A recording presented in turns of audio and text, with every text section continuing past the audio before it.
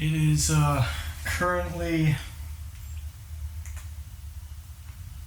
October 4th, 2019, 8:59 p.m. This is my first video diary entry.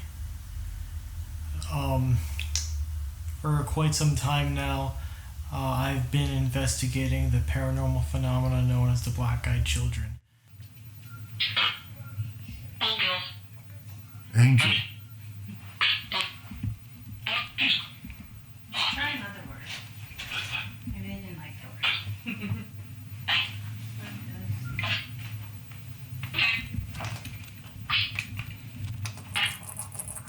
Sorry, that's me missing that.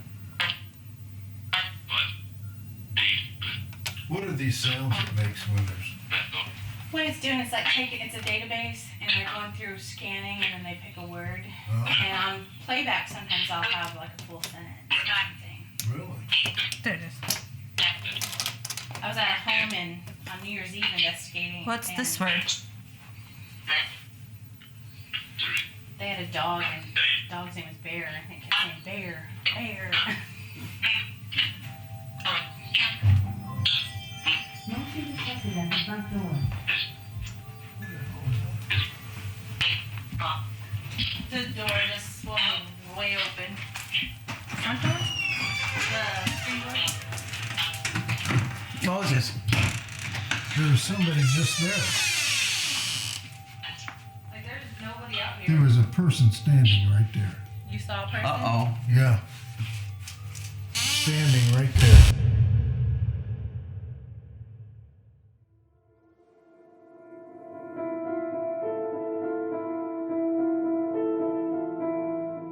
I, Ecclesiastes, was king over Israel and Jerusalem.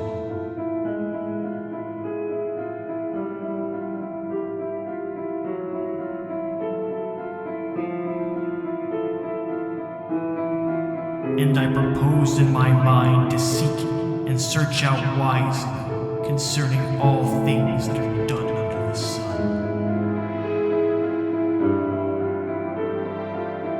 This painful occupation had God given to the children of men to be exercised therein. I have seen all things that are done under the sun. And behold, all is vanity and vexation of spirit.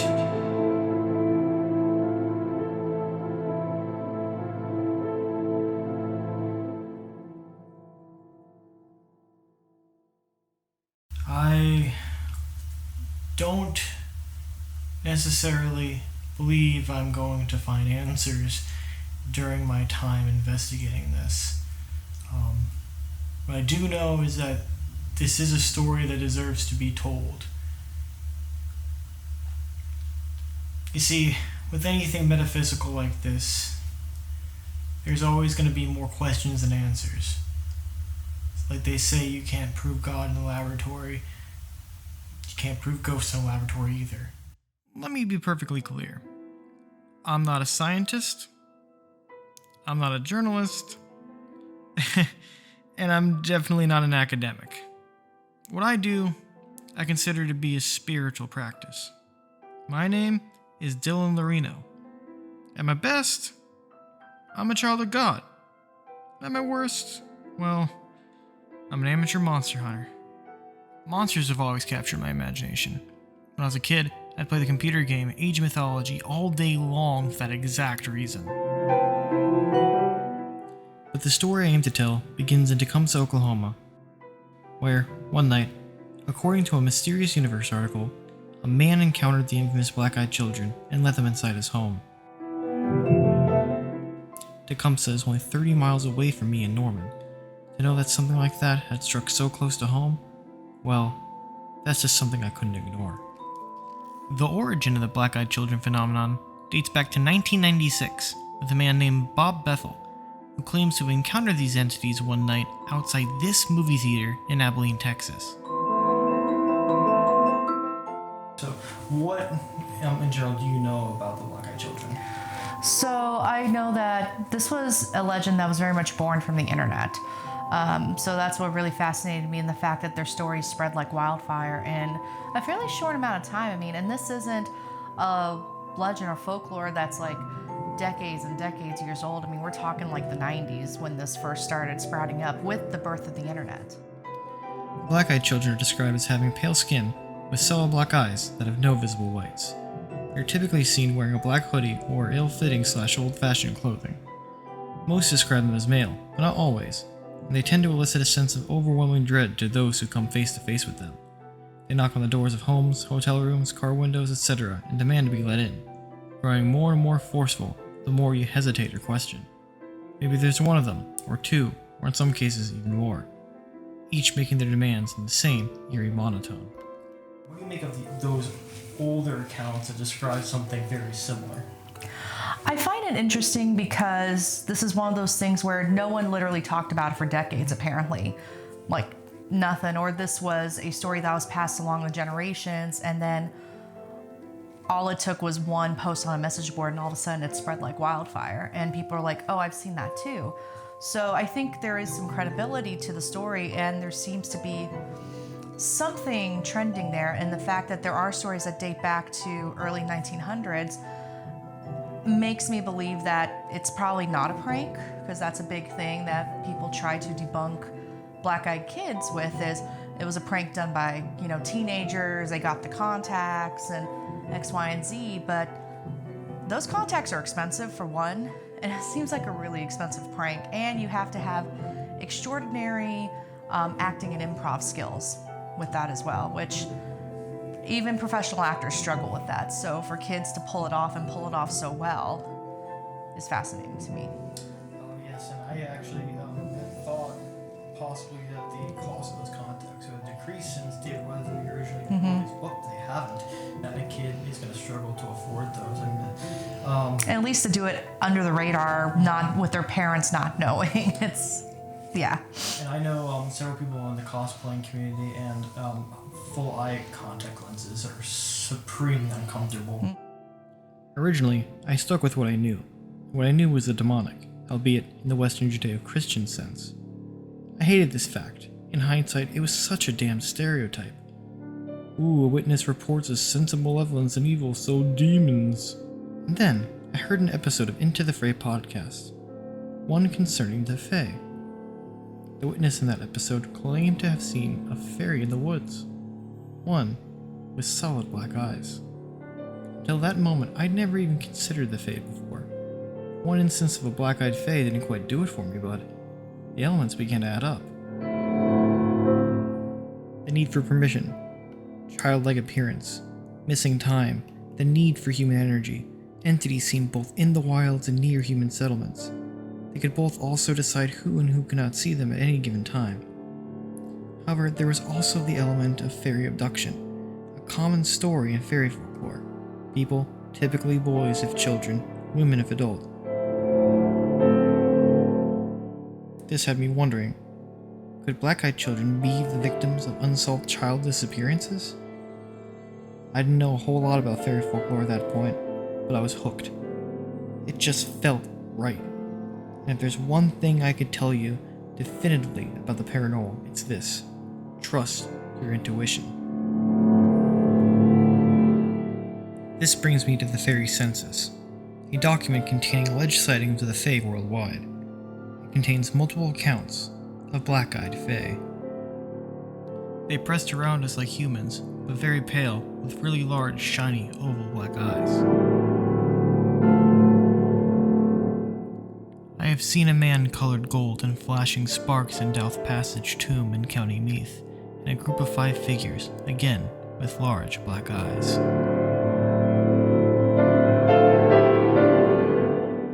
Female, small breasts, slim body, black eyes, green skin and patches of different shades, dragonfly wings, closed flower bulb for hair.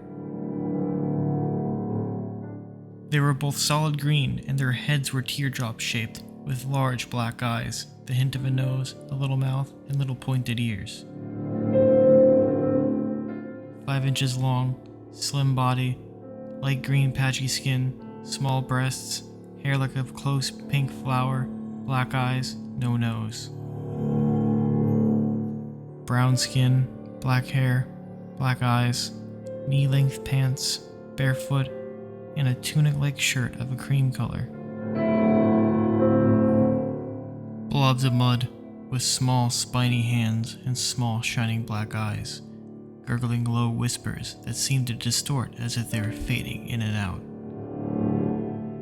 Large flowing wings that looked like fabric of silk, a bright yellow body with legs. He had black eyes and a black smiling mouth. The eyes were slanted, dark and big. It clearly moved a lot. It sat, crept, and stood. It moved very easily, but flimsily, sort of like a reed in the wind. The figure had a face which my sister described as male, deeply tanned and wrinkled, with bright and intelligent black button-like eyes. The first kind were tree dwellers. They were pale green, almost transparent, and had thin limbs. The sun shone through their yellow wings. They had small heads and dark eyes. Her face was white, and she had what looked like eyeliner around her eyes. They were small and dark. She stared at me and put her face close to mine, and the suggestion was, "Would you like yours done?" A telepathic thing, I suppose. They had a mostly human-looking face, but their eyes were a bit too big. I couldn't see any whites in their eyes, just dark. Androgynous, thin, with darkish brown skin, very fair, longer straight hair, and large dark eyes with no visible whites.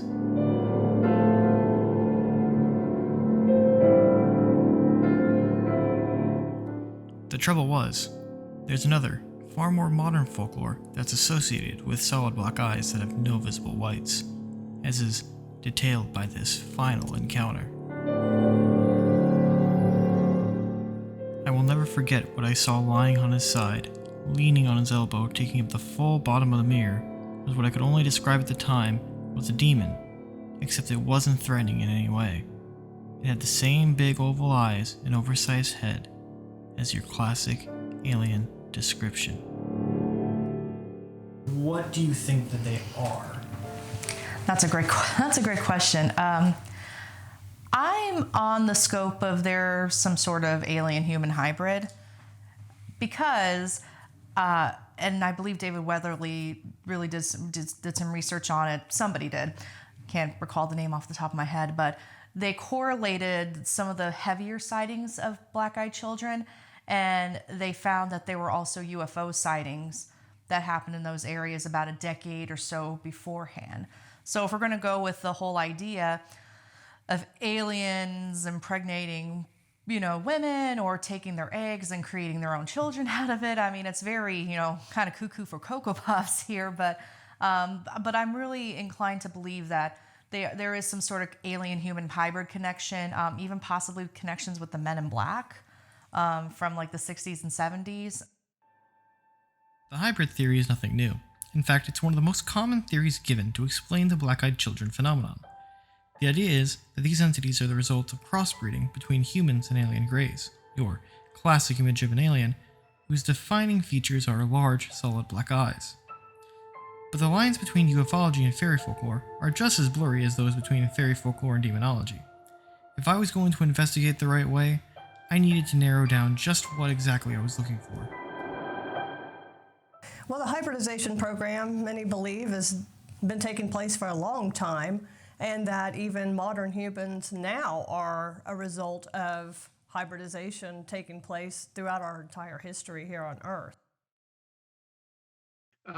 Well, that's actually considered a close encounter of the seventh kind. Okay. Is hybridization. There's been a lot of people write about it. A lot of people who have been abducted speak to that matter. They say, I was taken aboard a craft, and my reproductive organs or my reproductive cells were removed, as far as I know.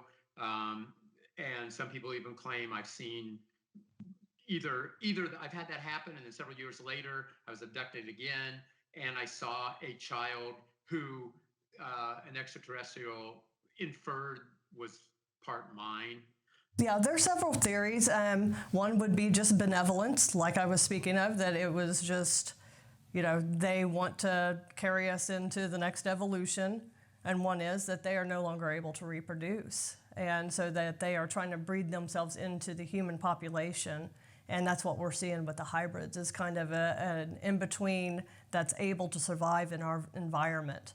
One of the main things that people say when they encounter the hybrids is that they're kind of devoid of any emotion. And it seems to be something that they're working towards, is breeding in that emotional factor where they actually feel empathy once again. They could be us from the future, and we've totally lost that. A lot of people believe that hybridization is happening here only because, well, for two reasons. One is obviously the good side. They want to make the human race a better race. And so, in their opinion, applying 100,000 years in the future genetics to what we have now, it would make it it would be like us applying it to a Neanderthal. It would be making it a better person. The flip side of that coin is when people say that they're doing it for a malicious intent to kind of hybridize the human race so that they can become slaves or become subservient entities to a master race, as it were. And so they're doing it little by little, but obviously they're blending the people in so that they look just like us, except for they have certain traits that I guess somebody who would come across a person like that would be able to see, but to the majority of the people walking around, you would never know it. Well, and the grays are typically the main ones that are described within the program. The hybrids are normally seen on the ships after the women are able to come back and meet them again. They normally say that they feel an emotional bond to the hybrids. They can tell that they are part of them. The hybrids appear to be thin and pale. They have large almond eyes, and particularly the eyes aren't necessarily all black like you would think with the gray alien. They are also described as very human looking. Some of them have a iris and pupil and look very human. They're just very large in proportion to their faces. They also have very thin, straggly hair, and most of the time it's reported as being blonde, but there are reports of it having black hair as well. So this brings me to one of the first aspects of the alien hybrid theory being black-eyed children that raised a red flag for me. As you mentioned with the eyes, the large almond shape, which you don't really see in black-eyed kids. They're normally proportioned eyes. And you also mentioned that that there aren't necessarily all black, and at least in the descriptions that you've encountered. Right. I'm not really sure what to make of the hair. People typically look at the eyes if they see one of these things. So my question, because I don't want to just discount this theory. I'm right. not out to disprove anyone. So would it be possible then that maybe one is an example of an earlier attempt at hybridization than the other? It could be possible. There are some similarities between the two, and I think the main two similarities is that both appear to be childlike. Whenever people encounter them, whether the hybrids or the black-eyed children, they both tend to have a childlike appearance. And they both have been described as communicating telepathically. And so they both have that ability as well. But I think that that's kind of where the similarities stop, in my opinion. Main difference for me in them is that where they are encountered. Black-eyed children are going to be encountered here within our realm on Earth, and the hybrids are seen normally in their environment, on a ship or within their environment. That is an aspect I did not know. That's huge actually, to consider with regards to this theory, because you're right. They don't. It's always they come to you, and they demand to be enter your space. Well- that, oh, sorry. Continue. Well, I was going to say another main thing is the reaction that people have to these entities. As far as the black-eyed kids, most people are very fearsome of them. They really elicit that creep factor, and people want to get away from them. Whereas, like I said before, with the hybrids, these women that are introduced to their children, that are hybrid, they feel a very emotional bond to them. And so there's two very different guttural reactions to these two different entities. By and large, these hybrids have been described as looking very similar to us. Yes. So, Yes.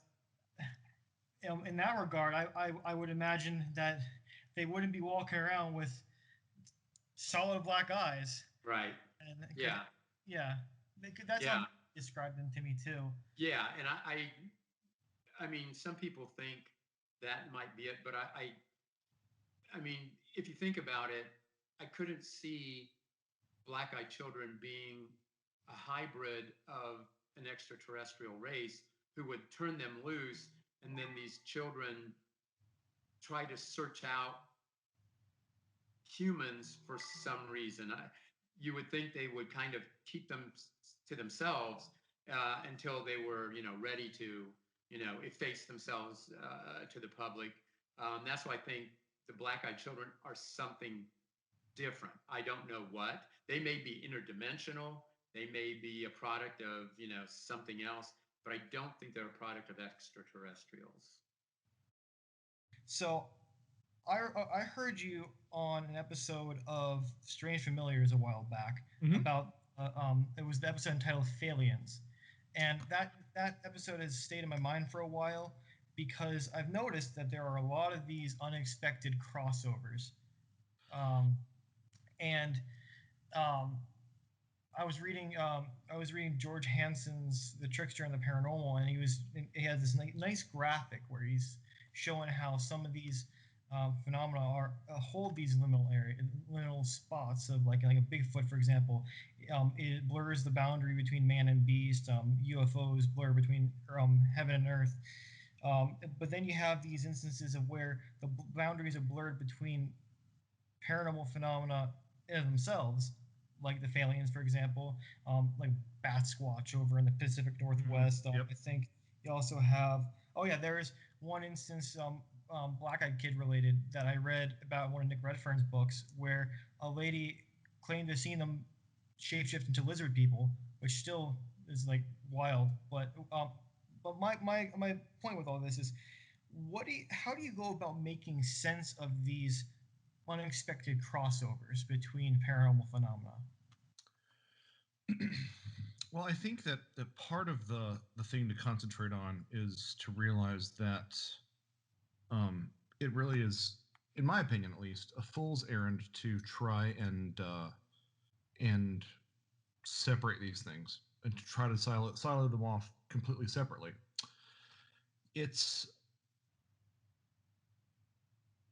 I think that if people tend to look at the data, it becomes very obvious very quickly, if you're really diving in and immersing yourself, that these phenomena, as I've often said, they may not be the same thing, but if they aren't the same thing, those Venn diagrams have a significant overlap. You'll find parallels between the modern alien abduction experience and fairies, obviously, which is sort of my bailiwick. But you'll also find that sort of same crossover between people who talk about that UFO contact experience and Bigfoot and fairies and Bigfoot and ghosts and all these things. I've often said, I actually said this. I had an interview with Whitley Strieber a couple of days ago, and I said that if the alien and fairy experiences do have this crossover, which I think is, if you look at the data, it's strikingly obvious. I can find correlations for anything from the alien hybridization program to alien implants in fairy lore. So if you look at that data and you are honest with yourself, you have to say, well, these are somehow related, right? But if you look at the fairy lore itself, especially in Western Europe, sort of worldwide, but especially in Western Europe, you will find examples of people sort of conflating fairies and the dead in very profound, very strange ways. And so now that makes the UFO experience guilty by association, right? You know, Whitley's late wife Anne said that the abduction experience had quote unquote has something to do with the dead. So now we've got, for lack of a better term, ghosts, aliens, and fairies all sort of in this soup. And then we bring in the fact that there are significant overlaps with some, not all, but some Bigfoot experiences with alien lore, and also I would argue fairy lore as well. A little bit about that, but so it becomes this giant like intermixed. You know, I said soup. Maybe it's not a soup. Maybe it's a stew. You've got these different parts that are. Maybe it's a little chunkier than being a blended up soup. Maybe it's a stew, but they're all cross pollinating in really significant ways, and it's it's troublesome to me that people want to act like these things are not separate because they're all very much interconnected, and that's what leads, I think, anyone who's looking at this in an honest way down the roads of people like Hansen, people like Patrick Harper, people like Carl Jung, and thinking about these things in that context versus them being discrete, separate experiences that have nothing in common. Because a lot of these correlations are so strong, they're impossible to ignore, in my opinion. Oh, yeah. I think we do need to start networking more. We need to start listening to other theories and thoughts besides of what aligns with our own, because I don't think we're going to learn anything new until we do. And I think we do need to explore why there's so much crossover in some of these areas. You know, fae is aliens, or ghosts are aliens, or people from alternate dimensions, and it gets, I mean, it can get a little muddy though when you start, you know, cross-referencing other camps, but I think there should at least be some sort of communication between these groups, especially since the phenomenon is still happening. So, and there's a reason for that. So the boundaries are just like blurred across the board, is what you're saying. The boundaries between different aspects of the paranormal are, in my opinion, completely artificial. You will find experiences where these things tend to, you know, you'll have Bigfoot cropping up in alien experiences. You'll have things that sound just like, if I took out the proper nouns from a fairy abduction, it sounds just like an alien abduction.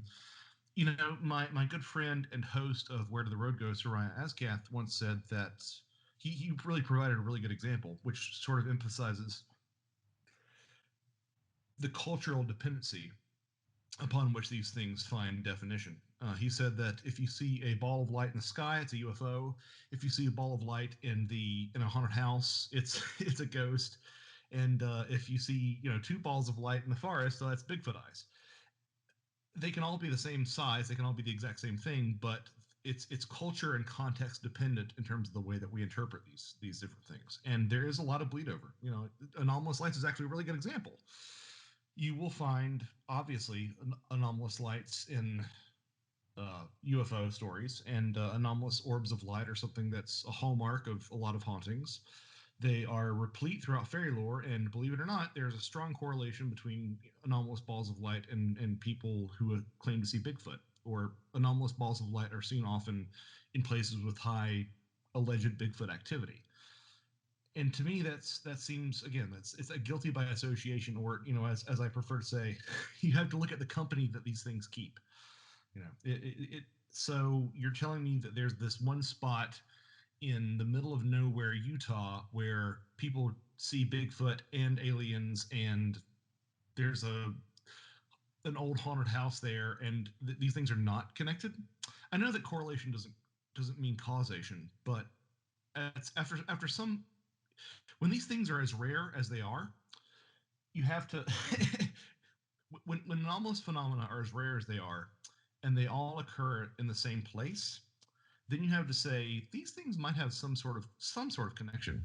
There is a place in Conoway, Oklahoma called Sacred Heart. It's a cemetery and former monastery, I believe. I'm going based on what I was told. Very, very haunted. Used to have people used to go there because there was a gravestone that said that someone was killed by human werewolves or whatever. It was something to do with abortion. I don't know, but that's not the point. The point is, two paranormal events occur there that are of interest to me. For one, there are authored reports of a baby crying from a pond near an overgrown tree by the road in that area. Well, babies crying is often indicator of high strangeness. John Keel wrote about this in one of his less popular books, that the sound of a baby crying or the sound of a car door closing or something along those lines are often indicators of high strangeness. For some reason, those sounds repeat multiple times. But also, a sound of baby crying is often associated with fae encounters too, especially in the lore. You even hear this in Appalachia, which is a place steeped in Scotch-Irish ancestry, of like, say, caves where you hear like a crybaby cave, something like that, where people say they hear a baby crying from a cave, and bad things happen if you go in there. It could be a means of luring. It could mean, in essence, from a fae perspective, it would be a way of causing someone to be pixie-led. Pixie-led means leading someone to their untimely abduction to the other world, or some other such scenario, like being replaced with a changeling, etc., etc. But I still had a major problem on my hands. I was book smart when it came to the paranormal, not street smart. I had no idea what I was actually going to do once I got out there into the field. So with hopes of meeting real investigators, I started attending paranormal meetup groups hosted by Anomalous Books and Brews, a small used bookstore in Lexington, Oklahoma. That's where I first met Outcast Paranormal, a local ghost hunting organization. Though we disagreed, and sometimes wildly, on the exact nature of high strangeness, we shared the same drives, passion for the unknown, and never charging for our services. I took it upon myself to learn everything I could. After all, who has better ideas on how to investigate discarnate entities than ghost hunters? But at the end of the day, Sacred Heart has a cemetery. It is haunted. It is a place of death. Fae are attracted to places of death. I may be going out there with colleagues of mine from Outcast Paranormal. We'll see what happens with that. If I do, I'll have to make the very necessary preparations spiritually in order to tackle that place, and who knows what kind of footage I'll get from there, but we'll see if that ends up playing out. Going to my first field investigation meant that I was going to need to protect myself. Being a devout Catholic, I found this protection in my faith. From this point forth, I brought multiple articles of my faith with me onto my investigations, including, but not limited to, a book of deliverance prayers, a St. Benedict Jubilee medal, a rosary, and a chaplet of the Seven Sorrows. All the while cultivating devotions to St. Benedict and the Blessed Virgin Mary under her title, Our Lady of Sorrows. But the protection I'd end up affording myself over the course of filming would not be limited to Catholic tradition. I'd pick up several items along the way, including an iron horseshoe for the Fae. There is no singular right way to protect yourself from the paranormal, provided that you believe in what you're doing.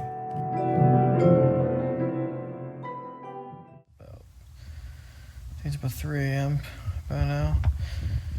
I spent all day trying to clean up footage that I shot on Friday night. One of my first ever paranormal investigation that day. over at Sacred Heart Monastery, or was it a monastery? Sacred Heart Cemetery over in Conroe, Oklahoma. On the way to Sacred Heart, the GPS glitched, and started calling Sacred Heart Scared Heart. I don't know why. Even had the spelling on there, and let me tell you, we were going to the right place, because I did the directions again and said Sacred Heart, then it became Scared Heart again. I don't know. So far, we are SOL.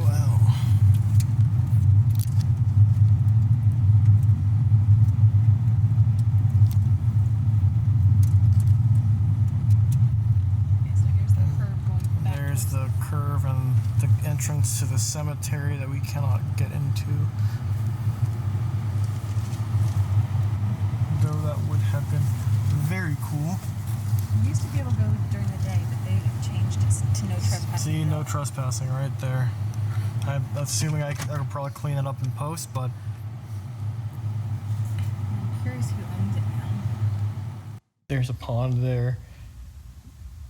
A tree next to a pond where often people say that they hear the sound of a crying baby, and that plays right into Fae lore. This was my first time ever shooting in extreme darkness, and I was out of my league, I'll be completely honest. So the footage came out way noisier than I thought it would. Looked better on the camera than it ended up looking on the computer. So like I said, I've been trying all day to clean it up.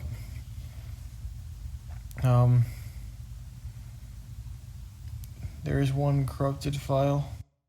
I hadn't put the battery in properly. It's first it's ever happened, and the one file ended up being corrupted.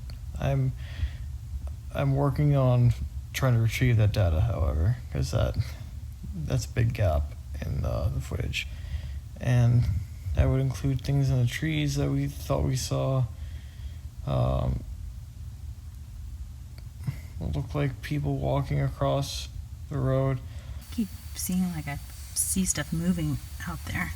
Well, I've seen that a couple of times too. I've seen some kind of swirling thing go from a tree to a tree. I saw that, and then I seen something out here on the road. It looked like it was walking from right to left. I can't confirm. I mean, if we did see him, I can't confirm it because it's just the footage is so bad. Again, that's on me, and I need to learn how to better take that footage in low light. I mean, it was very low light. I just had moonlight to go off of.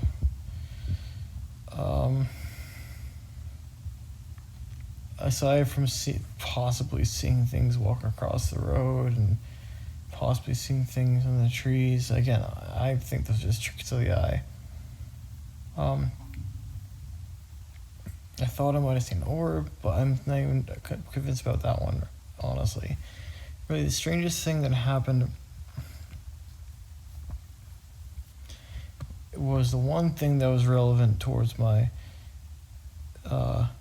investigation, and that's there was this light that we saw. Whoa. What is that? Maybe that's a reflection or something. Because I don't see it out there. No, that's gotta be a glint of something. You can figure out how to. Or there's this white dot that's appearing on my... It's still... Bright light. Oh, it's... It's her. Oh, it's you? It's her. It's me. Oh. Yeah, get her. Okay. I'm not gonna get them. Okay, that light was not anything? I mean... No, it's still kind of there.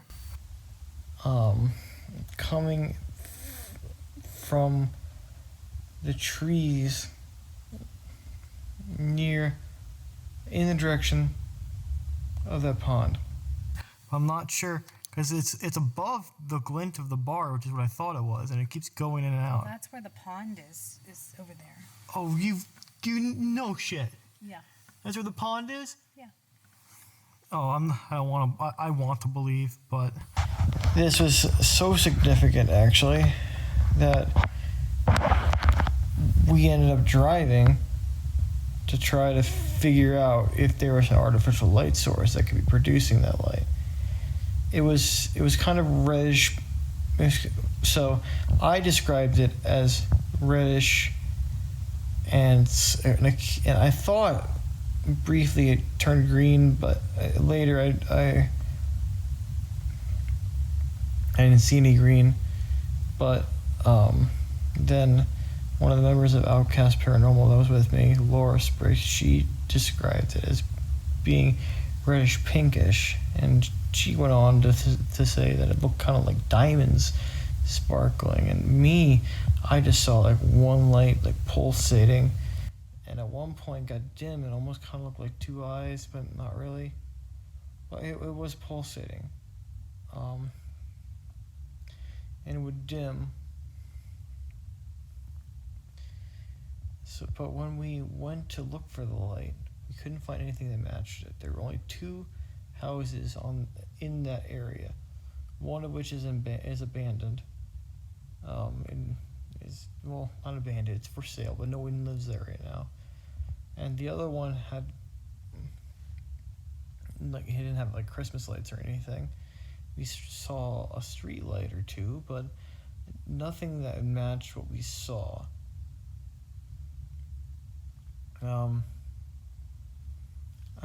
I really am hoping I have this on that one corrupt footage, but there came a point where we saw the light again in the trees, and it moved. It went from being on the one side of the road to the other side of the road. But what I do know is that light is no longer there. So either that light moved somewhere, and mind you, it stood still for about an hour. The hour that we were there by the gate at Sacred Heart, where we were seeing this light, it stood still for about an hour. And then when we went to look for it, it moved, and then when we came back, it was gone. And mind you, this was very low to the ground. I'm not saying this was like a UFO or something. I have no idea what this light was, but it was the strangest thing compared to anything else we saw that night. And the one with the most applicability, or just something we can't explain offhand. I still want to lean towards it being an artificial light source of some kind, but if it was an artificial light, the only reason it would have turned off at some point would have been if it was like Christmas lights in someone's house. If it was a street light, it would have stayed on. If it was like a radio tower, it would have stayed on. But any of those would have been higher up. Though I will say, it did slope down. The road did slope down at one point, so it could have been with something like that. But it wouldn't explain why it moved, because that wouldn't have been an airplane, not that low. So, that's the one thing that I can take out of that, is that there's a strange light over there. I'm not going to say it's fairies, but hey. I went to Devil's Tramping Ground, which is a big folkloric site here in North Carolina.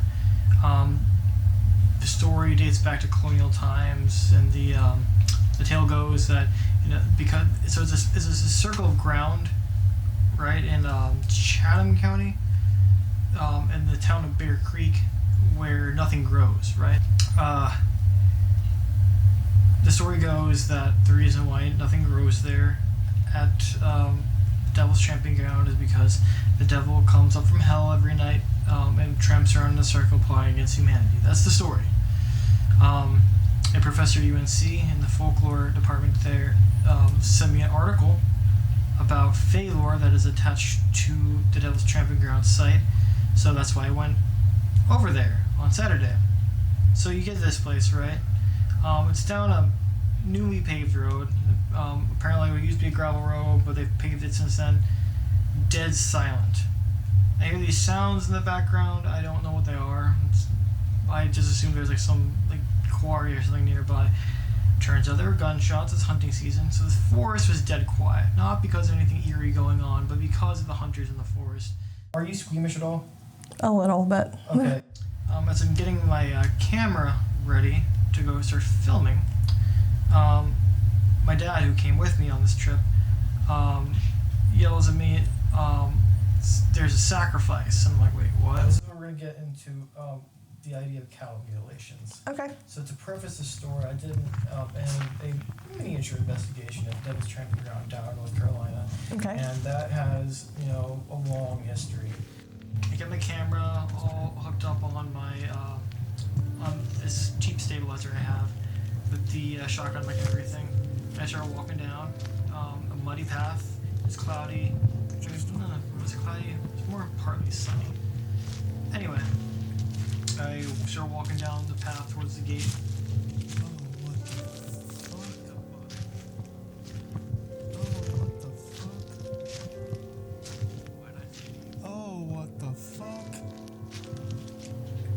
I start walking down the path towards the gate, and lo and behold, there's the rotting carcass of a calf. Its legs torn apart, eaten by something, obviously, but placed right in the path. Like, intentionally placed in the path. What the fuck? I don't know anything about animals. Oh wait, is that a cow? Yes. Looks like a little calf. Oh, that's not a good sign, honestly.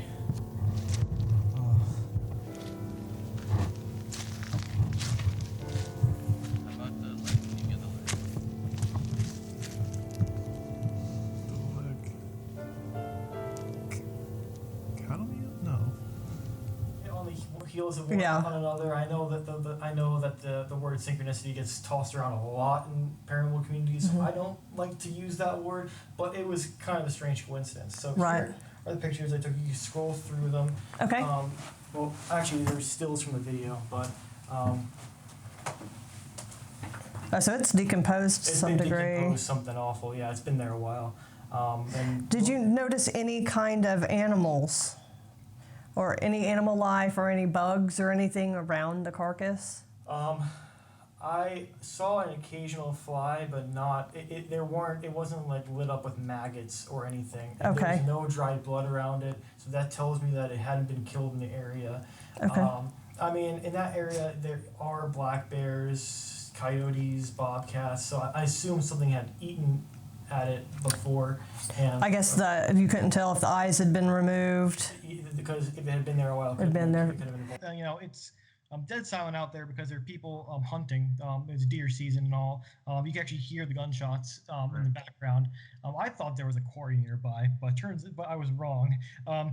Anyway, so I'm getting my gear ready, and all of a sudden I hear my dad saying, "There's a sacrifice," and I'm like, "What? What are you talking about?" And he just keeps saying it, right? I go down there, and right in the middle of the trail to get to the actual tramping ground is a dead calf. Like, yeah. That's because I mean a calf is it's like the equivalent of somebody like burning 500. If somebody just like decided to kill a calf, that's like somebody burning $1,000 and just put in a pit. That's money. That's money, man. What do you think took down that calf?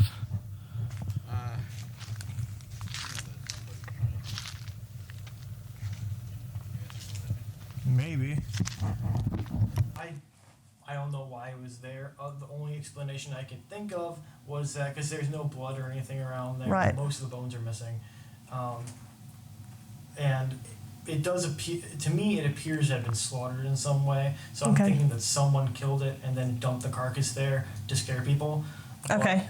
I'll tell you, here in Oklahoma, we had a cattle mutilation in January of 2019 in Fletcher, Oklahoma. Fletcher. Yes, and there were several of them that happened in the 90s, late 90s, and they were trying to relate them back to satanic cults and saying that maybe they had something to do with it, because typically the sex organs are removed, udders are removed, the lips, the tongue, and around the anus.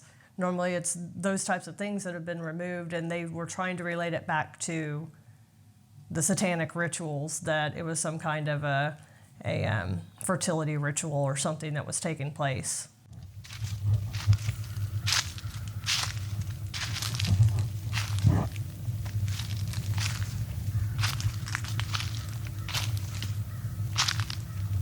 EVPs, or electronic voice phenomena, are the alleged voices of ghosts or other discarnate entities recorded on microphones or other such recording equipment. While common in ghost hunting, it can easily be the result of misidentification or auditory pareidolia. So I caution you to be suspect of any possible EVPs included in this film. Can't go much further. There's a private property. See the posted sign?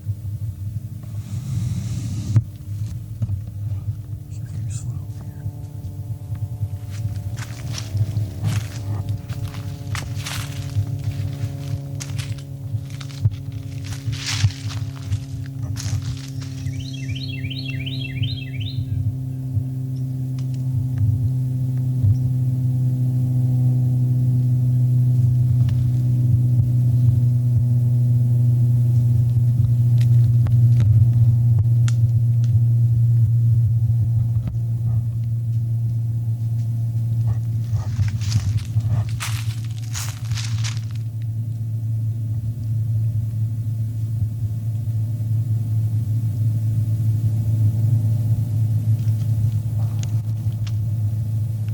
here. That's another gunshot. Pretty sure whatever it is in there is a bird. Oh, that's a lot of gunshots. The shotgun. Okay, I mean, dude, the deer's probably dead by now. Well, you see a bunch of them. Well, you think they're all just lined up there like ducks in a row? Move out of the way, please.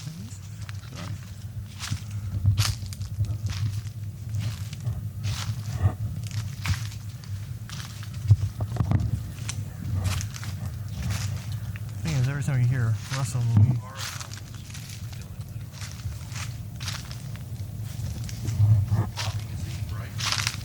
I don't know who copies it.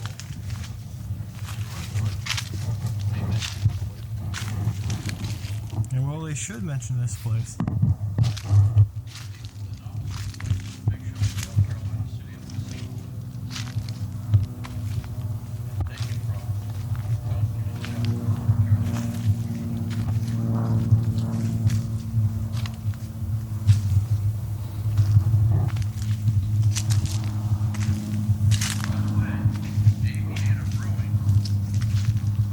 Oh, I know they have a beer.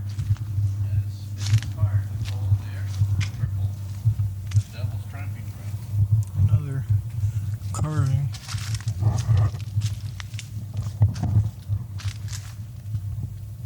Not that one, but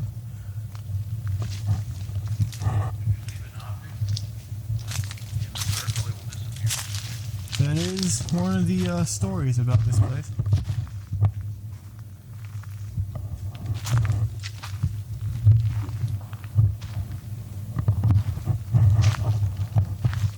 Other than the dead silence, you occasionally get those gunshots, which is kind of spooky. Right now, I'm moving back towards the tramping ground.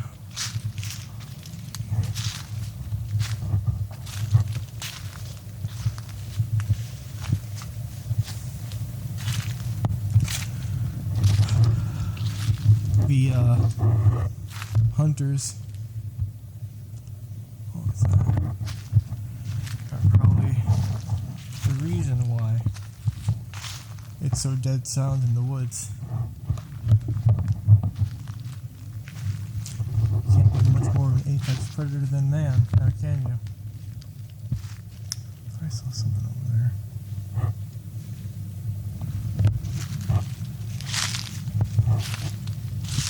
There's a sock.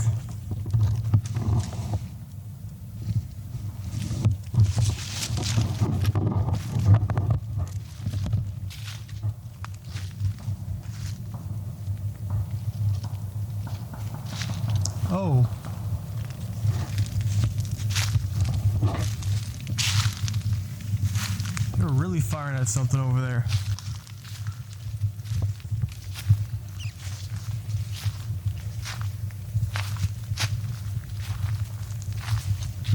What's next, man? This is interesting. Next, I'm gonna take a little more footage around the camping ground, low shots, and then I'm gonna take some pictures. I'm gonna Polaroid with me, some black and whites. That's more for an artsy thing, so could be used in the doll. All right. I'll what's that? Do the Civil War documentary. Ken Burns, yeah, he had a lot of moving photos. Ken Burns. Daughter might be proud of. Don't talk crap about. Central Park 5. Don't start there. Don't talk crap about someone's daughter in my documentary. I wonder where that trail goes, but I don't feel we're equipped to go someplace that has a lot of thorns.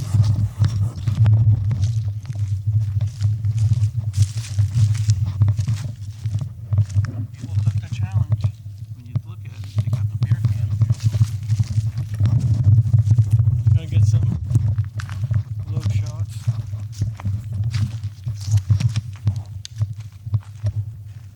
Sooners started to play some basketball.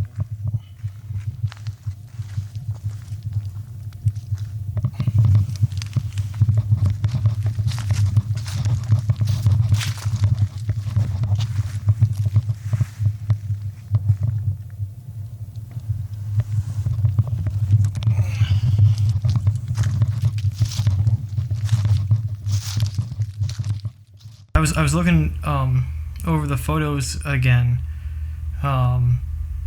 in preparation for my interview with the MUFON field investigator, and I was thinking, might as well get their opinion on it because I know how cattle mutilation is a big point in ufology. Right off the bat, I could eliminate that based on the pictures that I found of cattle mutilation. The two just didn't look alike. Cattle mutilations usually have very specific body parts that are removed, like the lips and the ears and stuff like that. None of that was the case with the Devil's Tramping Ground carcass. Even with the eyes, considering how long it looked like it had been there, something had eaten those. It was only logical to assume that. But some things I did notice when I was going through those photos is that, one, the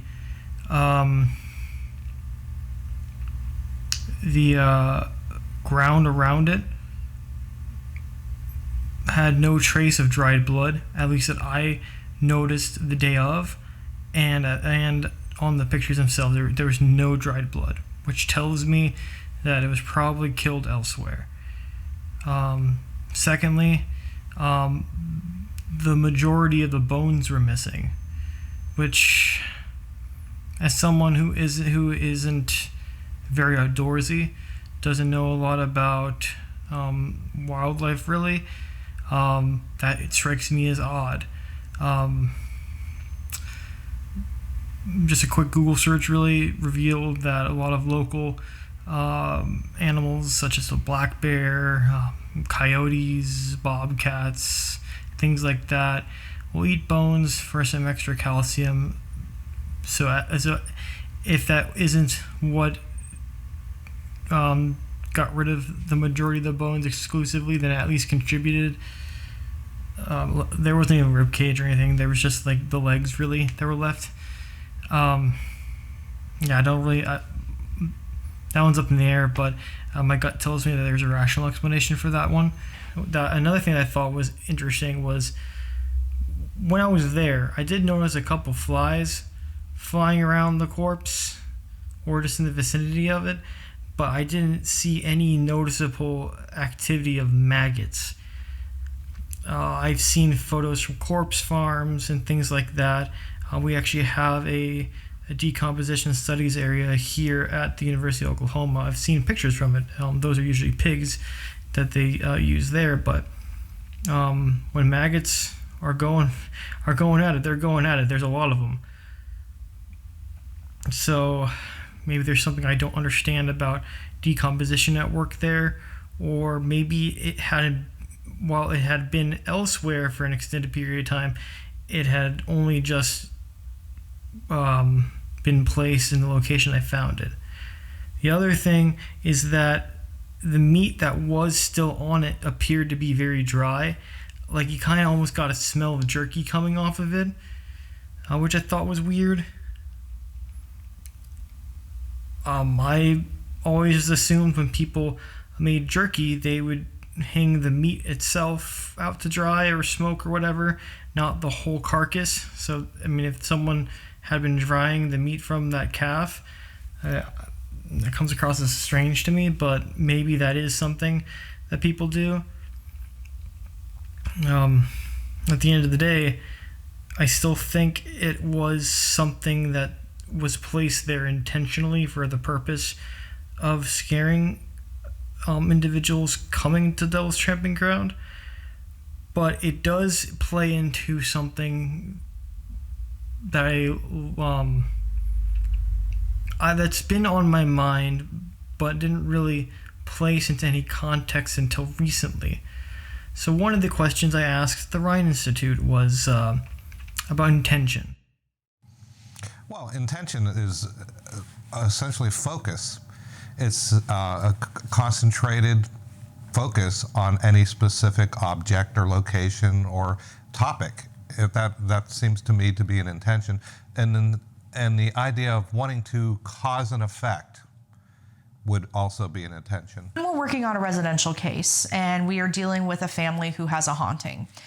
A big factor that we tell our clients is that it's your space, you take charge of it.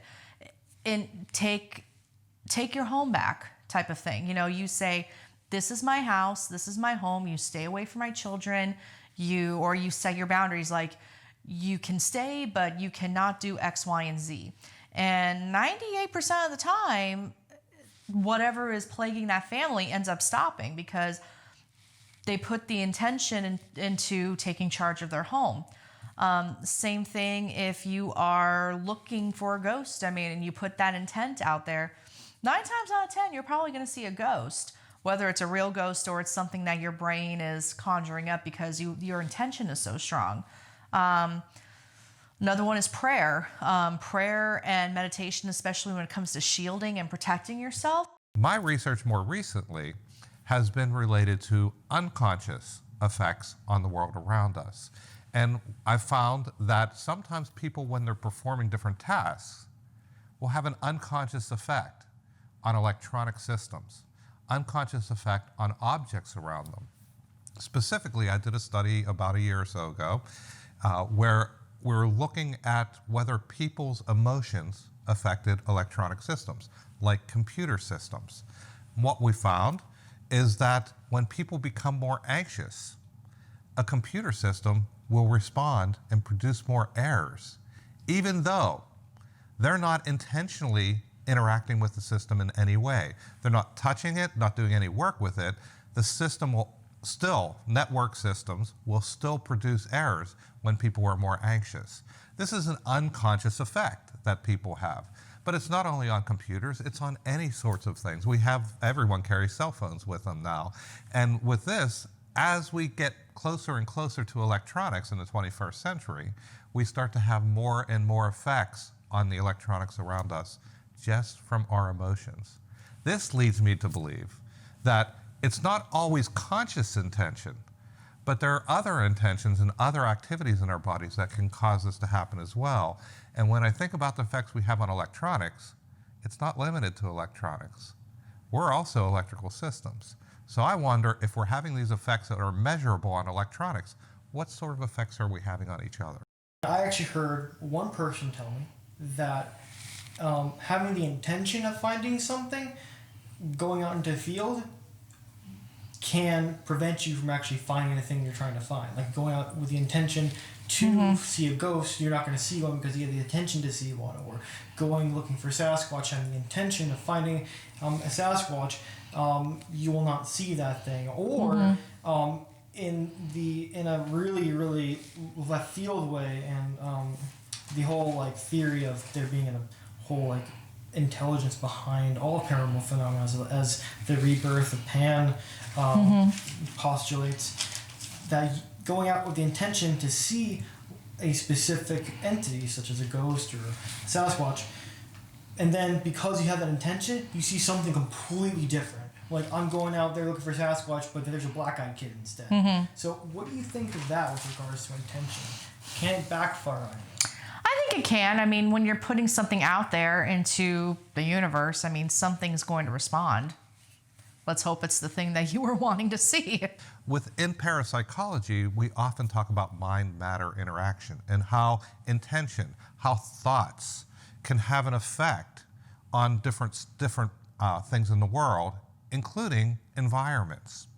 So for example, we're in a library right now, as you can tell from the books around us here. Libraries have a certain characteristic for some people. Libraries will carry a certain meaning for them because there are so many books, and libraries of different types, this is a parapsychology library, have a different meaning to people and they will attribute different things to it.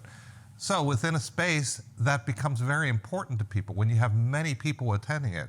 If there is any truth to the fact that the mind can affect matter, it's very likely that the mind is affecting the environment as well. There have been experiments that have been done at different times where we've looked at how locations can hold energies. And this is what we're talking about when we're talking about sacred spaces. I'll tell you about an experiment that was done a number of years ago. There was an experiment called the mouse ether experiment. And the experiment involved a man named Graham Watkins, who's a researcher at the Rhine, working with people who said they were healers. He would take mice and anesthetize them with ether, and then ask the healers to wake them up. He had a control mouse in one part of the room and had an experimental mouse in another one that was being focused on by the healer. As the healer focused on the mouse, trying to wake it up, he was trying to see did it wake up more quickly than the control mouse. And he found out that that did happen quite a bit.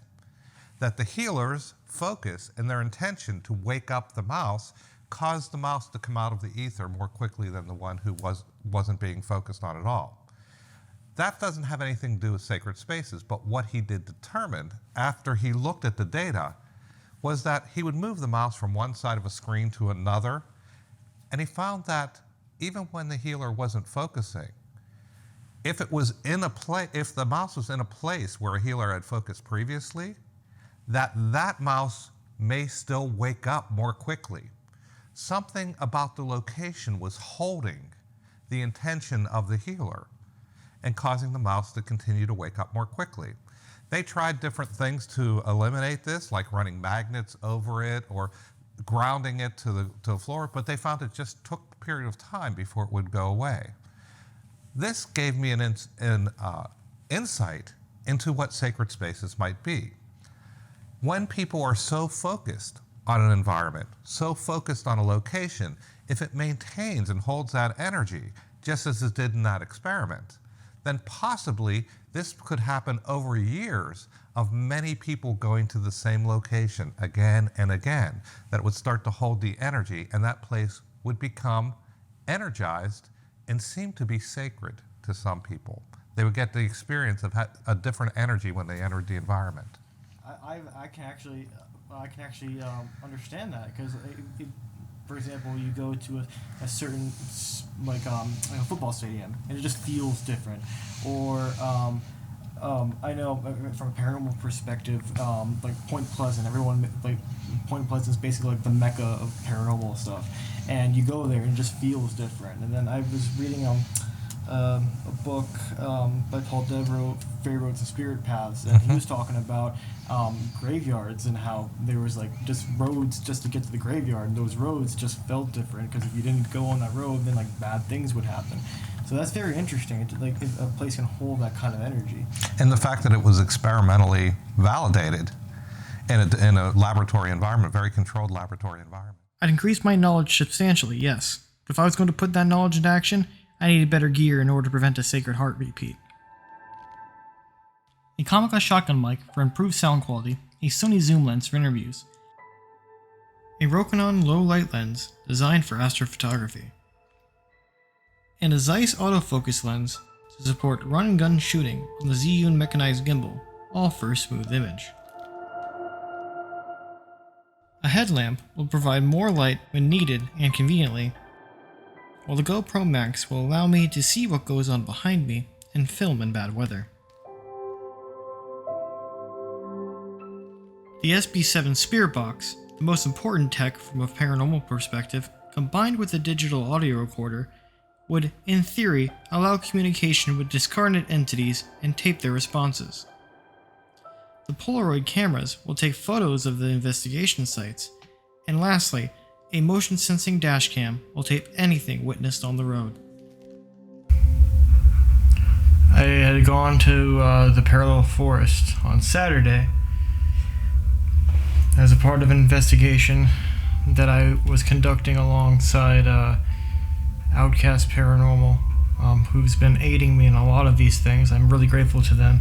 I hope they agree to be in the documentary.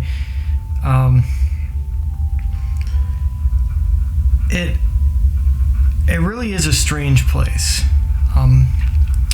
Apparently a lot of these forests that are arranged in parallel lines exist in the old world, especially in places like the UK that were heavily deforested over time due to industry. Finally gonna get the parallel forest investigation underway.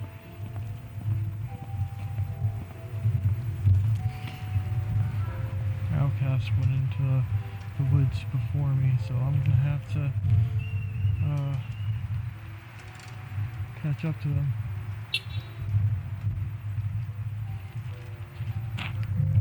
Massive technical issues were plaguing me. One thing that definitely characterizes Parallel Forest, at least the day that I was there, was its silence. It's very, very quiet there.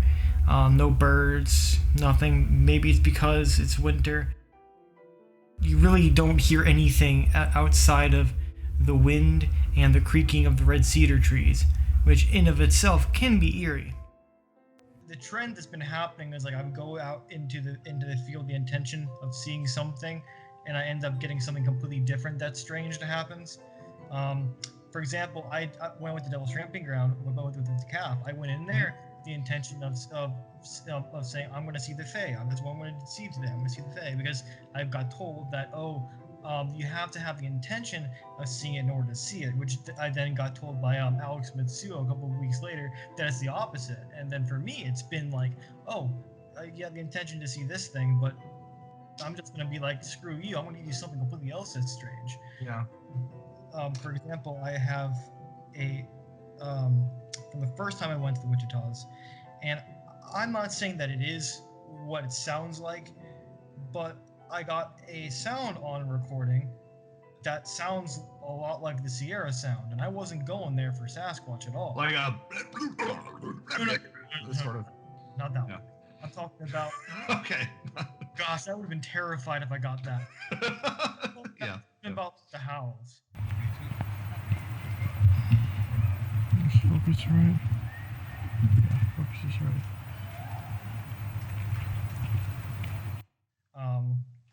Because it sounds a lot like that. Gets really high pitched at the end.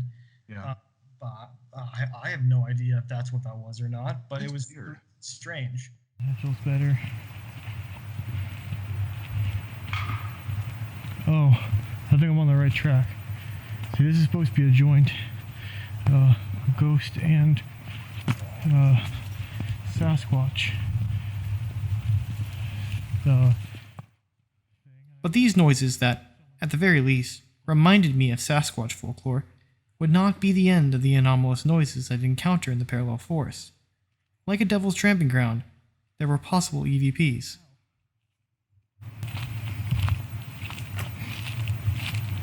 We got a creek bed here.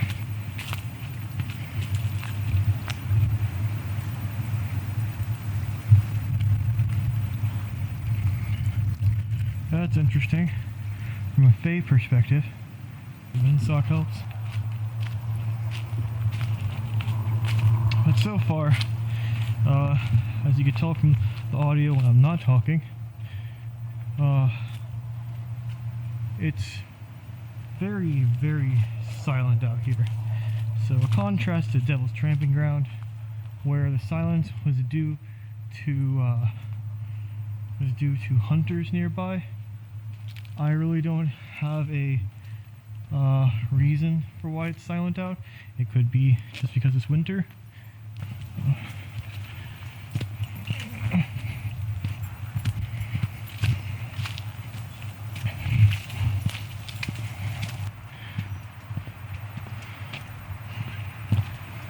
I saw movement come from over there.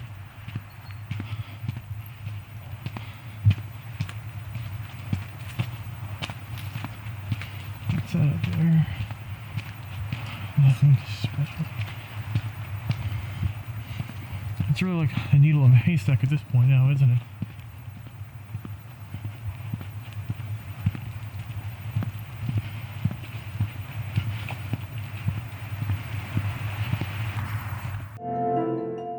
There was also this anomalous buzzing, which, while it could be the result of a mic issue, would only end up occurring in the Wichitas.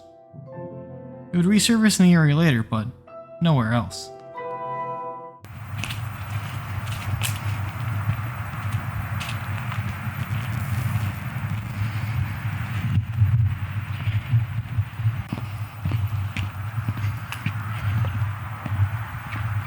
We're 40 minutes on shoulder cam.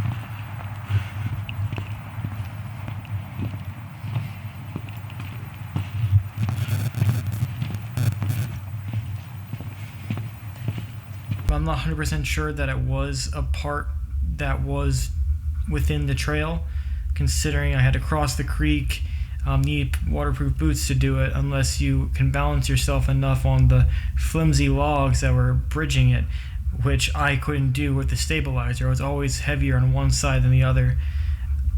And I climbed up the embankment and then slid down another embankment and was in this other area that was real isolated from everything else. I mean, there were no other people there. It was dead silent.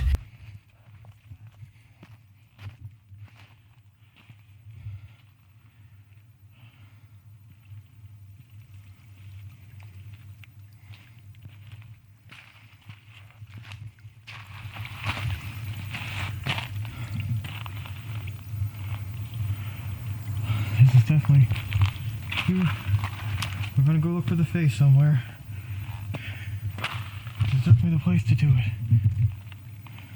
it. I didn't stay very long. It just felt weird.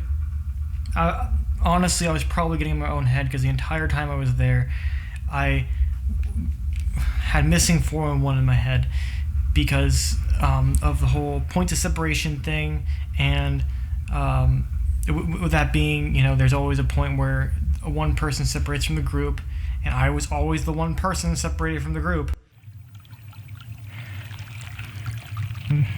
Right there's a boulder field with green lichen on the rocks. Missing 411 profile point. Okay, let's backtrack. As I'm leaving that area that I had to go back to a second time, that I mentioned in the footage itself, which was this like area within the river, I think I stumbled upon an EVP of someone saying "help me," and it's very faint, and I've tried to amplify it to make out what is being said better. But I can't think of a explanation of something else that could have made it. Maybe it's animal noise is the only other thing I could think of. Again.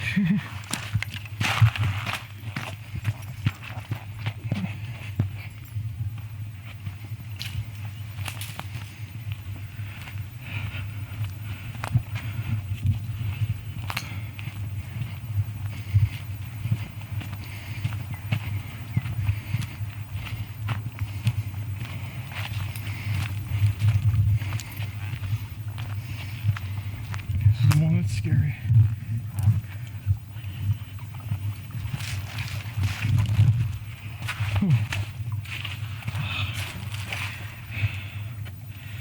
wasn't there before. These before there. Oh. Hope those aren't poisonous.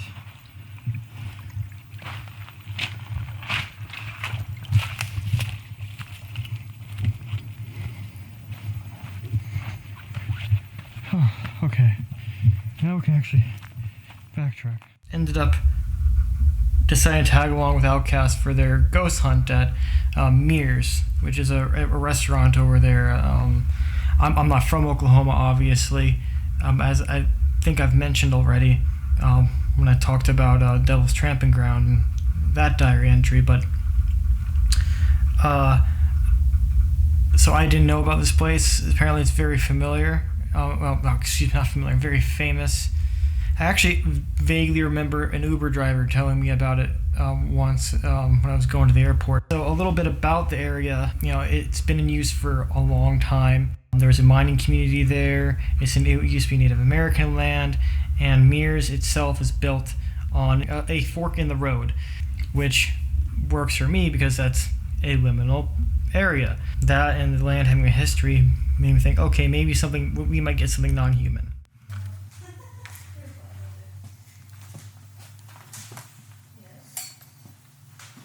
Do you not like the light? I can turn it off.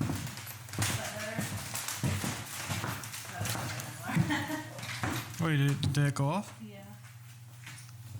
Try turning your light off. I don't think they like it. I can't see anything without the light, unfortunately. Is that better? Is that better for you? You don't like the light? Is it too bright? We agree.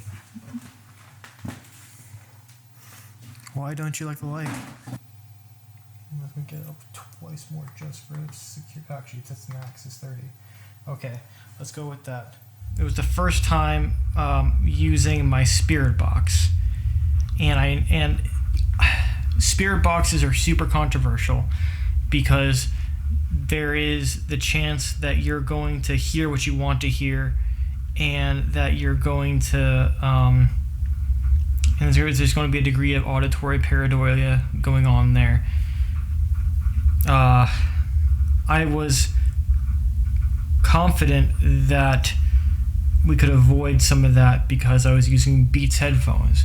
When I listen to music with my Beats, I never hear anything outside of the Beats unless someone's really trying to get my attention. But you just tune it out. The noise cancellation works if you have it loud enough. We have a spirit box. We would like to communicate with you. I'm not hearing any radio stations. It's just the white noise. Just the white noise. We switched to, we're on FM right now, switch to AM. Are you getting anything?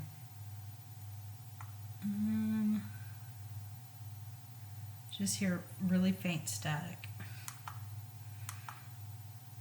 That is louder, yes. That is louder.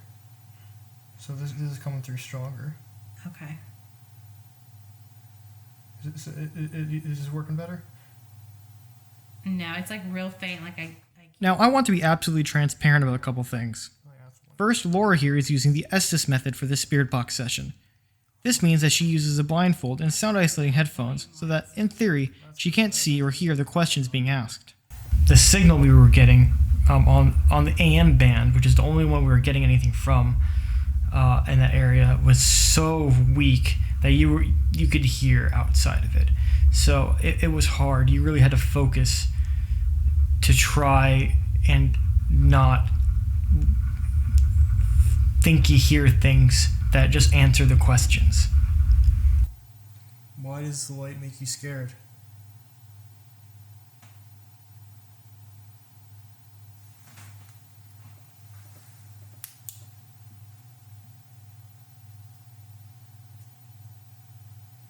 They may be answering, it's like real faint, like I can't make it out.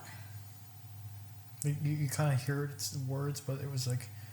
But it's just like real faint. I got up the volume on the microphone. Second, the footage you're about to see has been cut for the sake of time.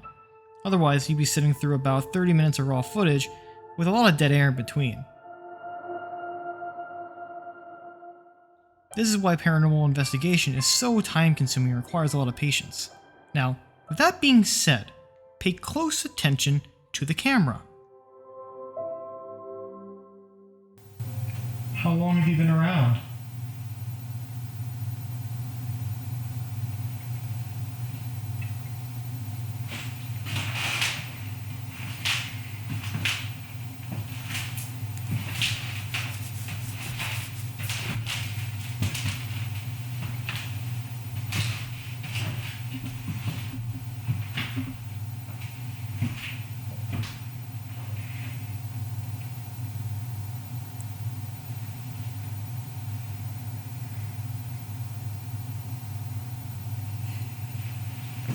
Where are you from?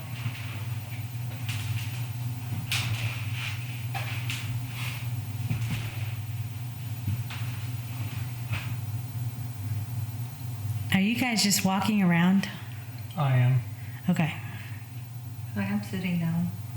Yeah, I'm about to do my place.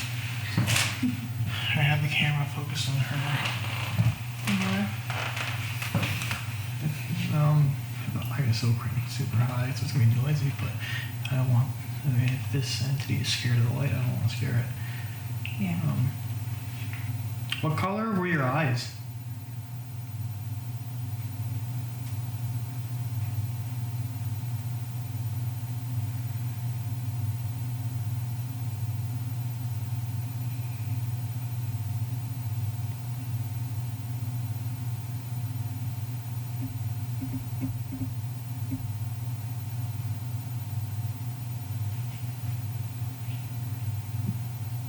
Do you remember?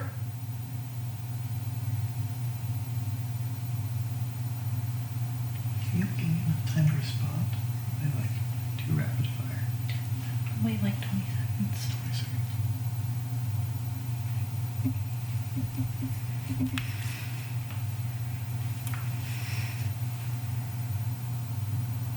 Are you alright? Can she hear you? Oh, we don't want her to hear this. Do you want to trust us?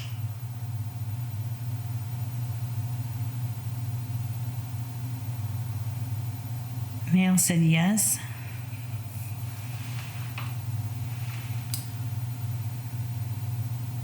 How can we show you that you can trust us?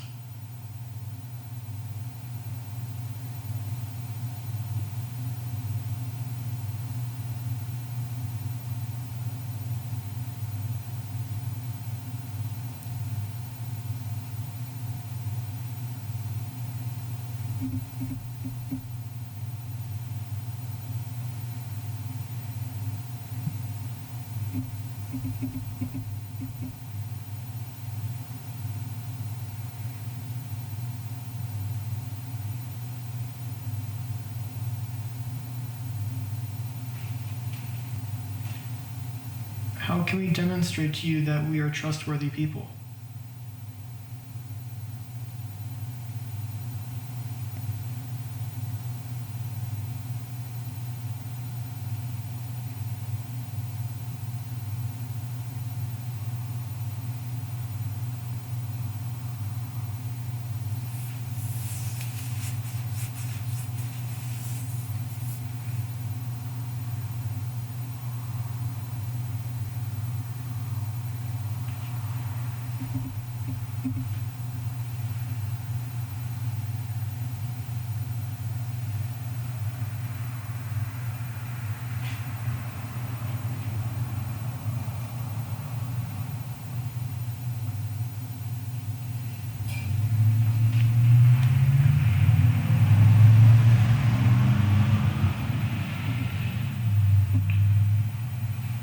Do you need permission in order to talk to us more?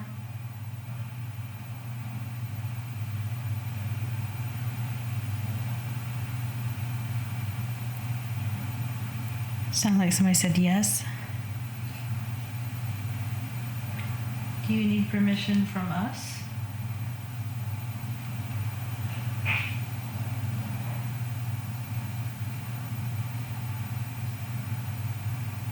Did you hear them?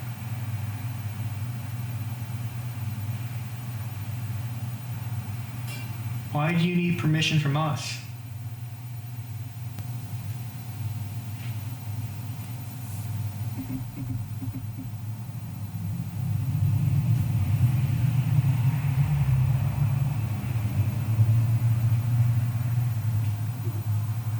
Oh, that's my stomach.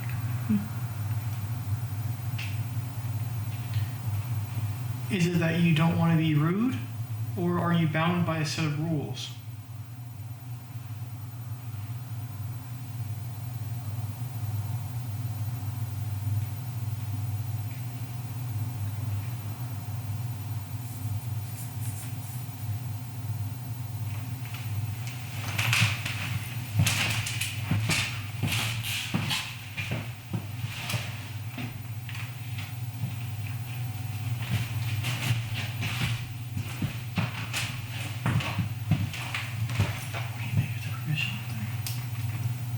I have no idea.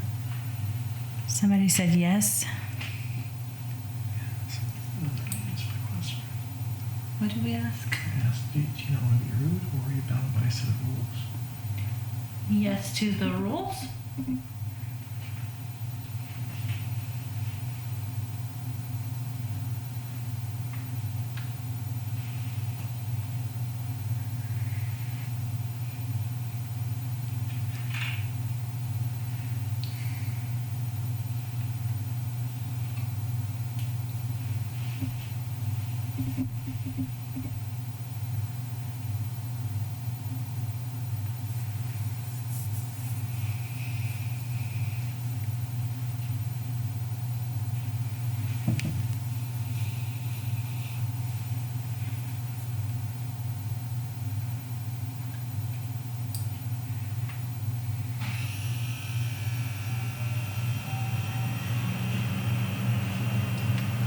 What's that one? Which one? What that green one there? No, that's the K2. K2, I saw that get a little green, like a little greener before. Oh, flash.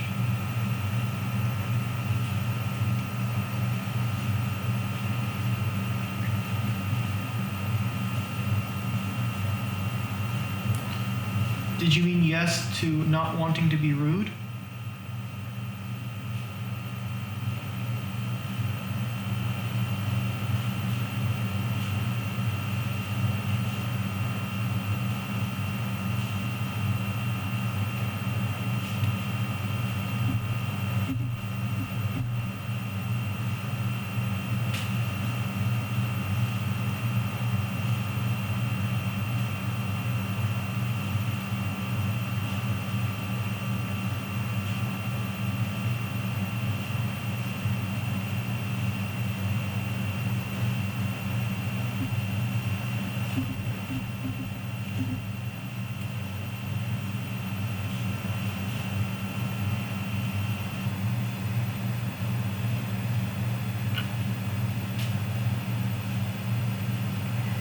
Something just This is making me sleepy. Something just touched the what? Something just touched my leg. Just touched your leg? Something what? Touched my leg. Like right above my knee, it like felt like that.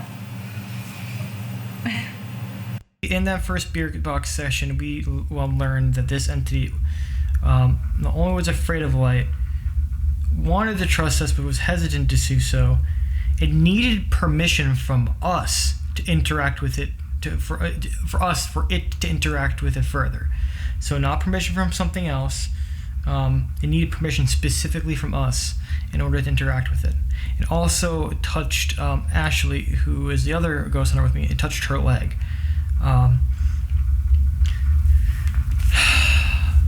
It also claimed it was scared of us. Now, again, I have non-human entity on the mind here, especially for one, the light thing was one of the things that made me think that way. The ghost hunter friends of mine and Outcast argued that it could have been a sort of like a death thing. They didn't want to go towards the light; they're scared it would cease to exist. But that kind of rubbed me the wrong way. The light thing. No, that's actually. I'm like, I can't breathe in here. Do you want to take a break? Yes. I don't think you're suffocating, Laura. I'm like, I can't breathe. We're going to take a break for right now, but we'll resume communication with you soon. Thank you for talking with us so far. I'm a little concerned with the permission thing. Do what? I'm a little concerned with the permission thing. The permission aspect, that is everywhere in the folklore. That a fairy needs permission to interact with you. A demon needs permission. One of these discarded entities needs permission. It's a strange aspect. I'll be honest about my source on this one. I was talking to a friend of mine on Discord,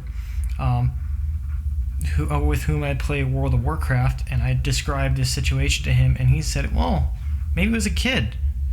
Which, when I was thinking about it, that could work. Kids are naturally shy. I'm sure if you were a child spirit, you'd be scared about the situation you're in, and these strangers come in. Still not sure about the light thing and why it would need permission specifically from us, not say from mom or something like that, but I don't know.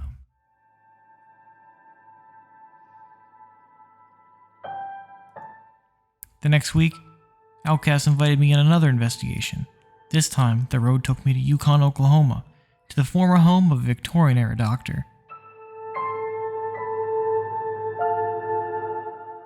It'd be there that I'd have my most intense experience to date, and I'd even get the receipts to back it up.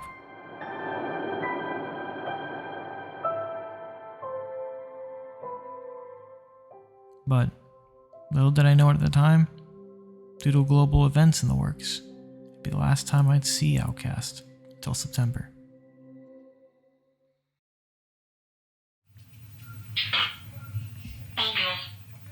Angel. Try another word. Maybe they didn't like the word.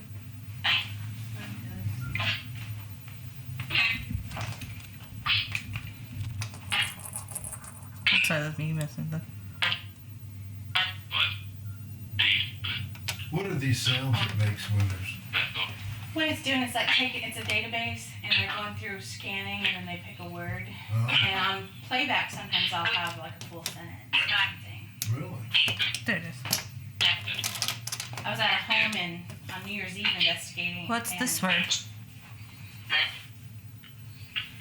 They had a dog, and the dog's name was Bear. I think it kept saying Bear, Bear.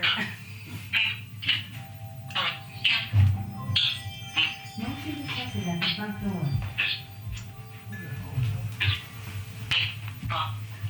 The door just swung way open. Front door? The screen door. Moses. There was somebody just there. Like there's nobody out here. There was a person standing right there. You saw a person? Uh-oh. Yeah. Standing right there. So do you have does that thing have the camera on it? Yeah. Oh. Go look at the camera. Yeah. Well, no, it doesn't record. It just shows. Oh, that's true. It doesn't record. Okay. This thing does record. But all it shows is the door slamming, opening and slamming.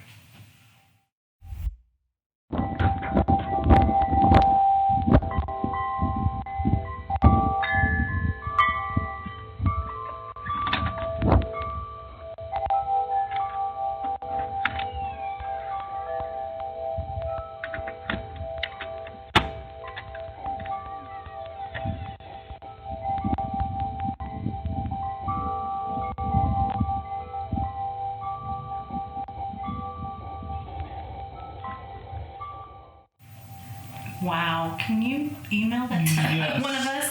Yes, please. Like, Email it to Dylan so he can email it to me.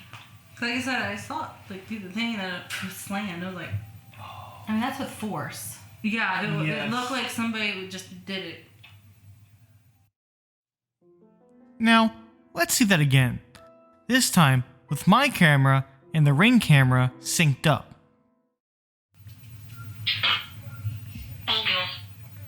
Angel. Try another word. Maybe they didn't like that word.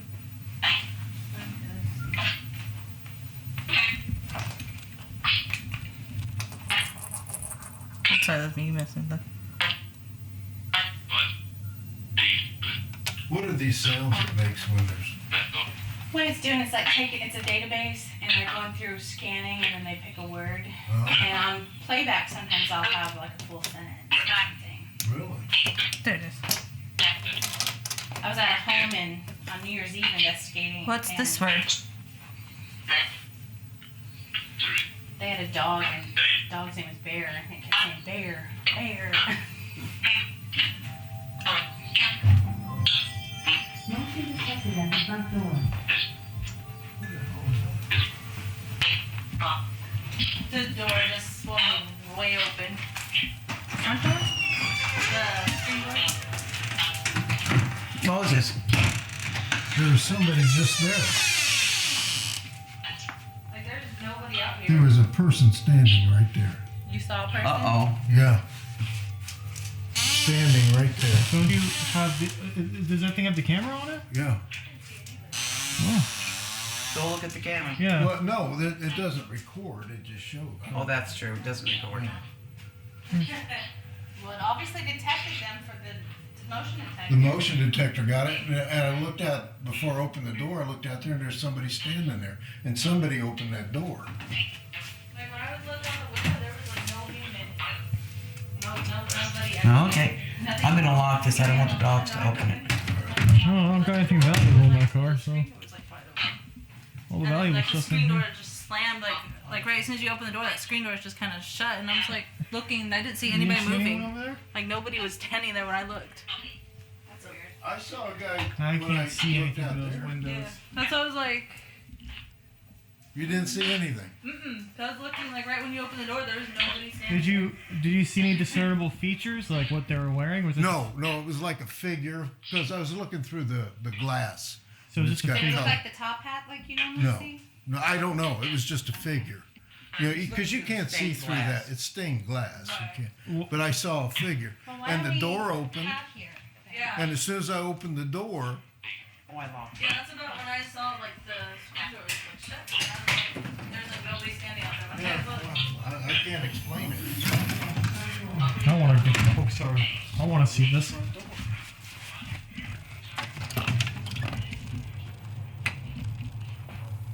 Too wild not to. I'm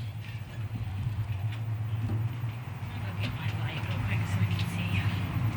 Come out if you need to see.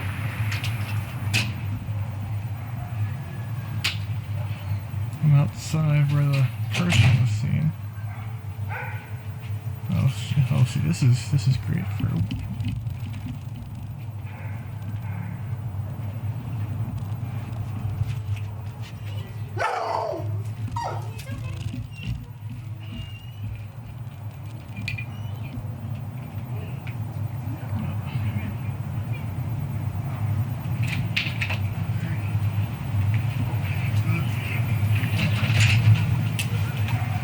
The dog heart attack.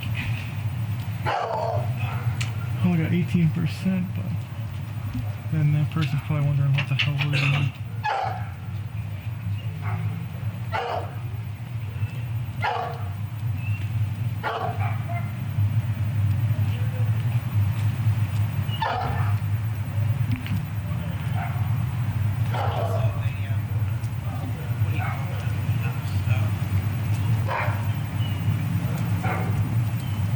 Houses, they have the wood beams underneath them, old houses. This does too. But you can't see under there. We've got it closed off. There's two accesses, the one on each side. But there is a crawl space under there. I don't know, I know. So the light started all going? Yes, the color wheel just went sporadic after you guys left, and I was like, "Are you in here?" And I had to get up and set my camera up there. Oh, you're clever. No, like as soon as I put my camera there, it just. But I got really bad chills over here when I was over here, and I was like, "Are you here with me?" And all of a sudden, it just got real cold. Now that I had 4 investigations to my name, I was ready to set out on my own. I learned through research, but even more by just getting out there. As the old Franciscan saying goes, the world is my cloister. Even so, I knew I was still wet behind the ears. I'd only just scratched the surface of legend, folklore, and experience. I expected a road full of sharp turns and dead ends, with inevitable setbacks in between. But as February faded into March and the excitement from Yukon wore off, one simple reality remained.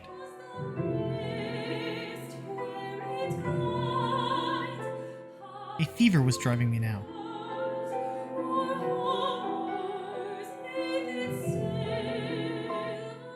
And I was only just getting started.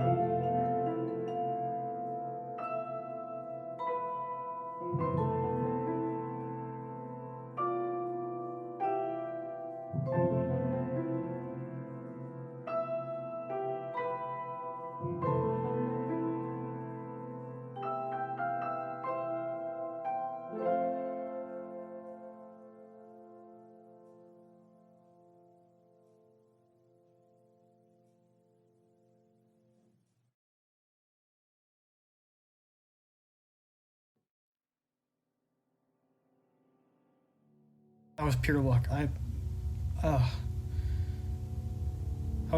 never been so scared in my life. He writes about fairies a lot. Click on our website and look at the entry for today. was in the midst of the coronavirus COVID-19 pandemic. Next time on the Vexation of Spirit. And it's just, for lack of a better term, fucked everything up. I'll be at pure Zen mode, going on a ghost hunt, but that sense of overwhelming darkness. Huh? Are you kidding me? Yeah, and that's gonna be a sign. This feeling of insignificance. I felt like I was so close to something, like I was grasping at something, but I just couldn't quite reach it. No, that terrifies me.